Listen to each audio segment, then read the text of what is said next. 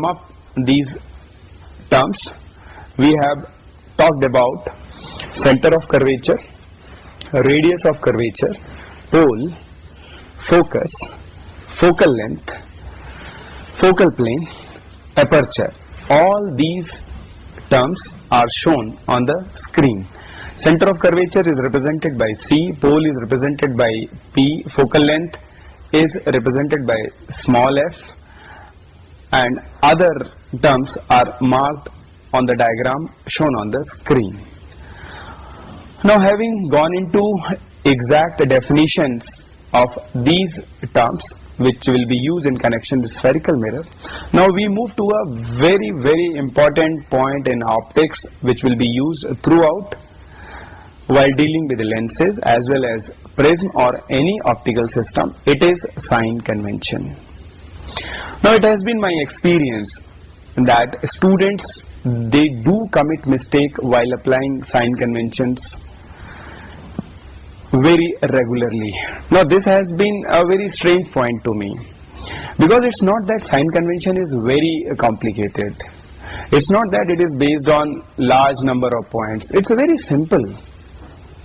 I really fail to understand why our students commit mistakes in applying sign convention in optics. Basically, there are two types of convention. Now, here we are not going to deal with two types of sign convention. We will be confining ourselves to only one kind of sign convention so that we don't get confused.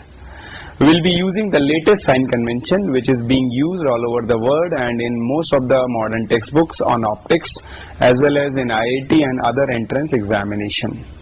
Now, this sign convention is based on fundamentally 3 points.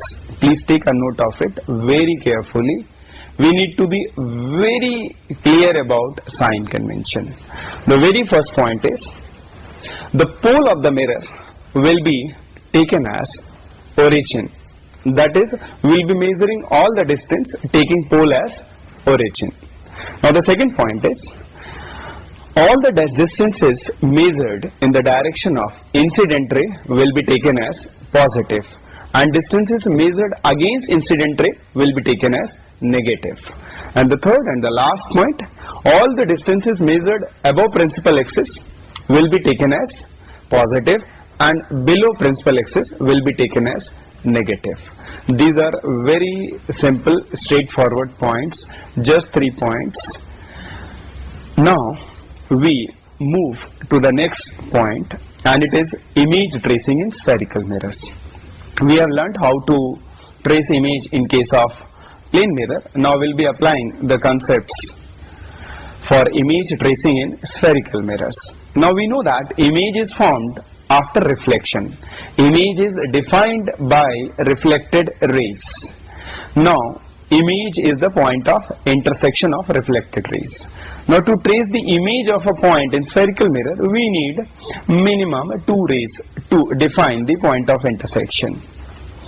Now, to find the image of an object in case of spherical mirror, we need to consider any 2 rays which we are going to discuss just now.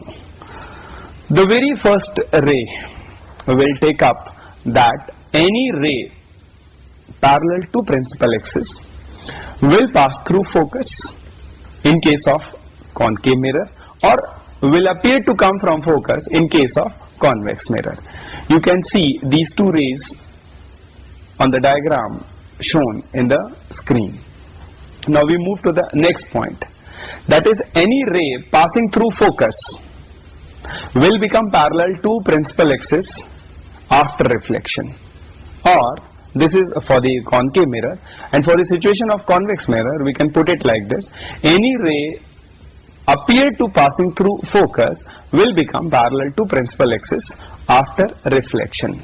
Now, these 2 points can be understood on the basis of principle of reversibility, according to which the path of light rays is reversible. Now, we move to the third ray which we will be considering while going for image construction in spherical mirrors, that any ray passing through center of curvature will retrace its path. Now this is simply based on the definition of center of curvature. We know that center of curvature of a spherical mirror is the center of sphere of which mirror is a part. Hence any ray passing through center of curvature will strike the reflecting surface, that is mirror, normally. Hence it will retrace its path. Now we move to the last ray which we consider while image construction in spherical mirrors, that any ray hitting pole directly will get reflected making an equal angle. Let's say our incident ray makes an angle theta with the normal, that will be principal axis in this case, and this ray will be reflected making equal angle with the principal axis. So this situation is shown in the diagram as given in the screen.